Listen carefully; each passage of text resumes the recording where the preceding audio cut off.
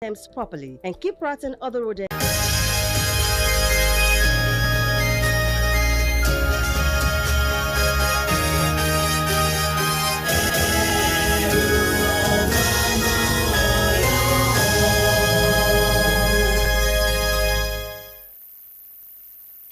Good day. This is the midday news. I am Adituke Olaleye. President Bola Tinubu has signed into law the Electoral Act Amendment 2026, saying in Nigeria, electronic transmission of election results is merely supportive and not a replacement for manual transmission. This came on the day former Cross River State resident Electoral Commissioner Mr. Mike Igini blamed the judiciary for recurring challenges in the electoral system. Signing to the Amendment Act came days after the Independent National Electoral Commission, INEC, released the timetable for the 2027 general elections. The signing ceremony took place at the Presidential Villa, Abuja, with principal officers of the National Assembly in attendance. Recall that the National Assembly had on Tuesday passed the Electoral Act 2026 Amendment Bill into law. The amendment came amid intense public debate over electronic transmission of election results in real time. Chairman of the Broadcasting Corporation of Oyo State, BCOS, Mrs. Dotun Olaito, has advised individuals against striving to become exact replicas of others. Mrs. Olaito made the remarks while featuring on the Personality of the Week segment of the BCOS TV mid-morning show, urging people to emulate specific qualities they admire. Reflecting on her career and motherhood, Chief Olaiton described combining parenting with her demanding role at BCOS as challenging, particularly as she had her children during her early years in service. She explained that despite the pressures, the work had to continue, adding that in those days, many female journalists, especially young wives, faced serious strains in their homes due to the demanding nature of the profession. However, she noted that through resilience and understanding, she and a few others were able to keep their families intact. I had all my children while I was, in BCOS employment. She revealed that she opted for early retirement from active broadcasting due to the intense demands of the job, which required handling multiple responsibilities for limited remuneration, choosing instead to concentrate on her thriving business ventures. You don't have to be something before you know how to do the job. And like I always tell people, there is no male organ that says this is what they use on the job. It's your head, it's your intelligence, it's your capacity. I have the capacity. I'm sufficiently educated, so why can't I do the job? I have all it takes, and my principal saw it and said, that's it. Suspected hoodlums reportedly attacked the caretaker chairman of the All Progressives Congress APC in Ondo State, Ade Adetimei, during a stakeholders meeting at the party state secretariat in Akure.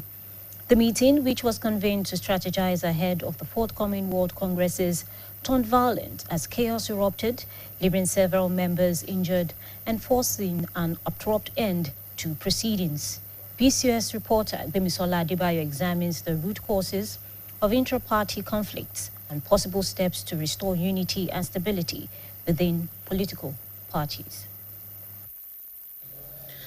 Eyewitness accounts indicate that the attackers, allegedly armed with machetes, stakes, and other dangerous weapons, stormed the APC State Secretariat in Ondo State, assaulting the chairman, Ade Adetimei, and other party members.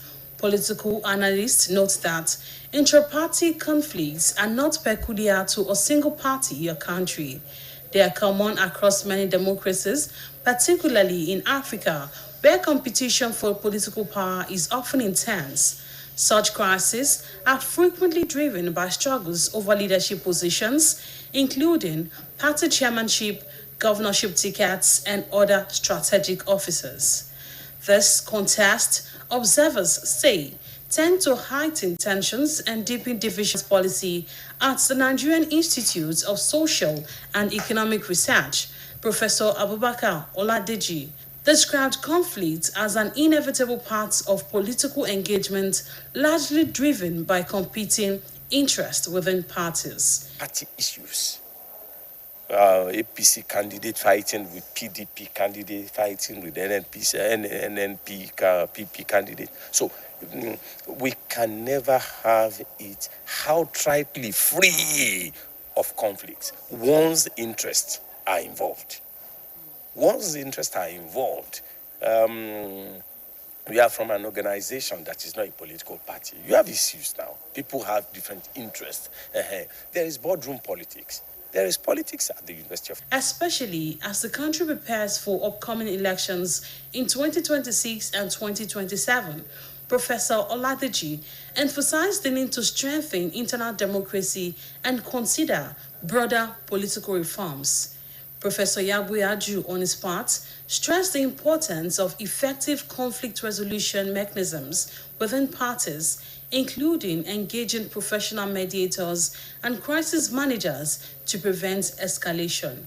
Politicians will also operate based on ideology. If I'm a Republican, and like what happened the other in elsewhere, I will not just accept any ticket from any other. But here, maybe their own ideology is to govern, is to get into power by all means.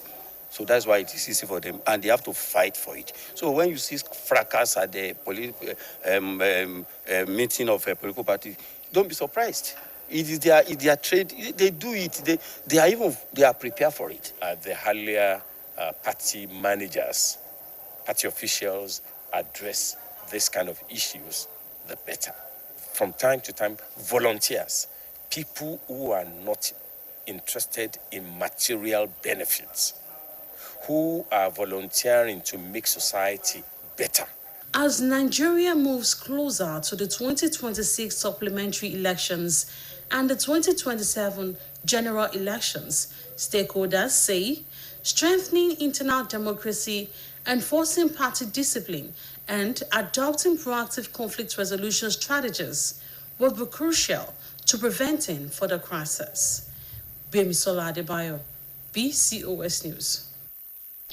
You can reach us on GoTV, channel 134 and channel 113 on StarTimes. Now, before I go, contribute your quota to move Nigeria forward. And that's the end of the Midday News. Thank you for watching.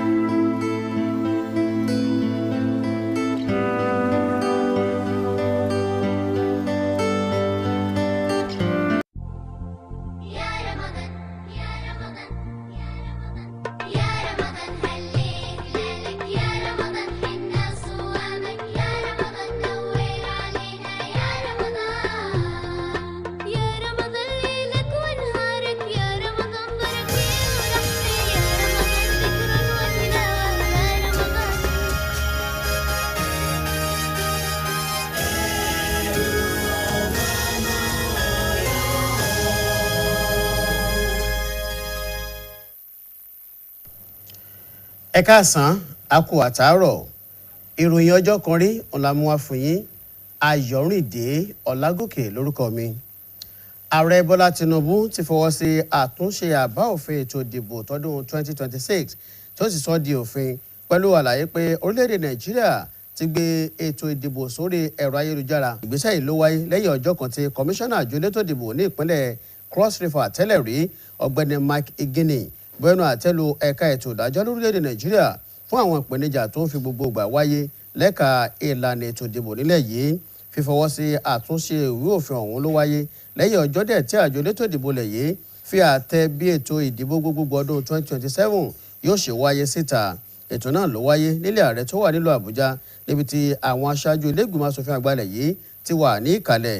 Kí a mú wá sí ìrántí pé ní ọjọ́ Ìṣẹ́gun ọ̀sẹ̀ yìí nílé asòfin àpapọ̀ ilẹ̀ yìí fọwọ́ sí àtúnṣe ìwé òfin náà èyí tó jẹ́ ti ọdún 2026. Àtúnṣe náà wáyé lẹ́yìn ọ̀pọ̀lọpọ̀ awuyewuye lórí fífi. Títúnṣe alága iléeṣẹ́ wa BCOS arábìnrin Dọ̀tun Ọláìtàn ìfọ̀rọ̀wérọ̀ pẹ̀lú ẹ̀ka àwùjọ fún tọ̀sẹ̀ yìí mẹ́nubà ìgbé ayé arábìnrin Dọ̀tun Ọláìtàn, ìrìn àjò rẹ̀ gẹ́gẹ́ bí akọ́ṣẹ́mọṣẹ́ àti bí ètò ṣíṣàbíamọ náà ṣe lọ. Nígbà tí ó ń sọ̀rọ̀ lórí iṣẹ́ tó yàn láàyò àti ìrìn àjò ṣíṣàbíamọ, arábìnrin Dọ̀tun Ọláìtàn ní kíkó ojúṣe méjèèjì papọ̀ mú ìpèníjà dání, pàápàá jùlọ tó jẹ́ pé níbẹ̀rẹ̀ pẹ̀pẹ̀ iṣẹ́ ni ó ṣòwò ọmọ bíbí. Àmọ́ ó ní pẹ̀lú bẹ́ẹ̀ náà adùn ṣe bí ohun tólúwa ọba lọ́wọ́ sí ni ohun gbogbo tẹ̀síwájú. Arábìnrin Dọ̀tun Ọláìtàn ní ọ̀pọ̀ obìnrin akọ̀ròyìn tí wọ́n ṣẹ̀ṣẹ̀ wọlé ọkọ nígbà náà máa ń fojú winá ìpèníjà nínú ilé nítorí àwọn ohun tí iṣẹ́ ìròyìn pè fún. Ṣé nínú òfin nínú ọ̀la ọmọ pàǹdọ̀rọ̀ ń dàgbà nípa ìpinnu ọkàn àti àgbọ́yé. Òun gẹ́gẹ́ bí ẹnìkan àti àwọn akẹgbẹ́ rẹ̀ mìíràn lóbìnrin rí oore ọ̀fẹ́ gbà láti jẹ́ kí ìdílé wọn fẹsẹ̀ múlẹ̀. Èèyàn gbọ́dọ̀ sọ pé torí ó níṣẹ́ ó wá má nílé mọ́. Èèyàn gbọ́dọ̀ sọ pé torí òun nílé kò ní ṣiṣẹ́. Obìnrin tí ò bá ṣiṣẹ́ wọ́n fi rẹ̀ ṣeré ni o, because káàtì ẹ̀ láyé ìgbà kan wọ́n wà òkè. Láyé ìsìn obìnrin tí ò bá ṣiṣẹ́ ó máa yọ sókè ó máa yọ sílẹ̀ fún un. So ìkankan ò ṣe é fílẹ̀ nu méjèèjì. Bẹ́ẹ̀ ni obìnrin tí wọ́n ní àpọ́nlé òsì fọ́ba tí ò mọ olórí. Bákan lè ṣe sí fọ́ba tí ò lóore. Pẹ́ púpọ̀ lọ́wọ́ gómìnà ìpínlẹ̀ Ọ̀yọ́ onímọ̀ ẹ̀rọ Ṣèyí Mákindé tó fún ní àǹfààní láti padà sí iléeṣẹ́ BCOS ní ipò tó tún ga. Ó ṣe àpèjúwe ìgbésẹ̀ náà gẹ́gẹ́ bí ọ̀nà láti tún tẹ̀síwájú nínú iṣẹ́ tó yàn láàyò. Ó fẹ̀mí ìmoore hàn sí àwọn òṣìṣẹ́ iléeṣẹ́ BCOS náà fún àtìlẹ́yìn wọn àti fún bí wọ́n ṣe ní ìgbàgbọ́ nínú àfojúsùn rẹ̀. Kódà ó ṣe sàdánkátà wọn fún ìdúróṣinṣin lásìkò ìpèníjà. Arábìnrin Dọ̀tun Ọláìtàn wá rọ̀ wọ́n láti túbọ̀ tẹ̀síwájú kí wọ́n sì ní ìpinnu ọkàn. Ó sì sọ pẹ̀lú ìdánilójú pé àṣeyọrí lè fẹsẹ̀ múlẹ̀ tí oníkálukú kò bá rẹ̀wẹ̀sì. Olúfẹ́mi Ọdẹ́kúnlé ló ń ròyìn fún iléeṣẹ́ BCOS. Àwọn èèyàn kan tí wọ́n fura sí gẹ́gẹ́ bí oníjàgídíjàgan kọlu alága fúnṣọ́ ẹgbẹ́ òṣèlú APC nípínlẹ̀ Ondo ọ̀gbẹ́ni Adétìmẹ́yìn lásìkò ìpàdé àwọn tọ́rọ̀ ẹgbẹ́ òṣèlú náà kàn níbùjókòó ẹgbẹ́ òṣèlú ọ̀hún tó wà nílùú Àkúrẹ́. Ìpàdé náà tó dá lórí àtìgbáradì fún ìpàdé àpapọ̀ ẹgbẹ́ òṣèlú APC tí ó wáyé láwọn wọ́ọ̀dù ló padà di lásìgbò níbi tí àwọn ọmọ ẹgbẹ́ òṣèlú kan ti farapa. Nínú àkójọpọ̀ ròyìn yìí akọrin iléeṣẹ́ wa Gbémisọ́lá Adébáyọ̀ bójú wo àwọn nǹkan tó máa ń fà á nínú àwọn ẹgbẹ́ òṣèlú kan sí òmíràn àti ọ̀nà tí ìṣọ̀kan fi lè padà sínú àwọn ẹgbẹ́ òṣèlú bí ìgbáradì fáwọn ètò ìdìbò tí ó wáyé lọ́dún 2026 àti ìdìbò gbogbogbò ọdún 2027 ṣe ń gbéra sọ. Ẹ̀kúnrẹ́rẹ́ yìí tó kù rèé lẹ́nu Ṣeun Akínọ̀ṣun. Ẹni tí ìṣẹ̀lẹ̀ náà ṣe ojú rẹ̀ ṣe àlàyé wípé àwọn tó ṣe ìkọlù yìí ni wọ́n kó onírúurú nǹkan ìjà dání bíi àdá, igi àtàwọn nǹkan ìjà olóró mìíràn tí wọ́n sì yàbò ibùjókòó ẹgbẹ́ òṣèlú APC ní ìpínlẹ̀ Ondo, èyí tó mú kí wọ́n fi ìyà jẹ alága fún ẹgbẹ́ òṣèlú náà Adétìmẹ́yìn àtàwọn ọmọ ẹgbẹ́ òṣèlú náà kan. Àwọn òǹwòye lágbo òṣèlú tọ́ka sí wípé làásìgbò ẹgbẹ́ òṣèlú kò mọ ní orílẹ̀-èdè yìí nìkan o, bẹ́ẹ̀ ni kò sì mọ ní ẹgbẹ́ òṣèlú kan.